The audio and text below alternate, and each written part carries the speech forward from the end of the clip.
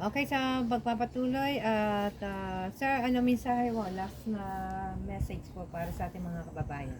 Thank you, Yvonne, at sa ating mga kababayan na nanonood at nagbabasa ng ating dyaryo. Ako po si LJ Sumulong, tumatakbo bilang congressman ng 2nd District ng Antipolo. Sa pagpili po ng mga kandidato, although mahalaga ang pinanggalingan na pamilya, huwag po natin tingnan kung ano yung nagawa ng mga lolo, mga tito, mga ama, no?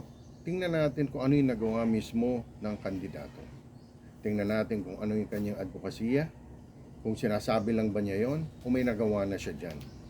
May nagawa na ba siyang mga batas para dyan o wala. Huli, tingnan po natin ang pumumuhay ng ating mga kandidato at tingnan natin kung sila ay consistent sa pinaglalaban natin na good governance, anti-corruption. So, tingnan po natin lahat yan at mamili tayo na maigi sa darating na halalan kasi napaka-importante po itong time ng kasaysayan natin ngayon. Sangay po tayo ng ating daan kung kailan talaga tayo kailangan mamili between right or wrong para magkaroon tayo ng tunay na pagbabago sa ating bansa. Maraming salamat po.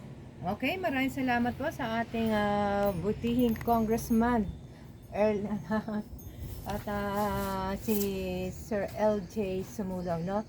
Kaya abangan natin ang mga susunod na mga pangyayari. Kaya huwag niyo kakalimutan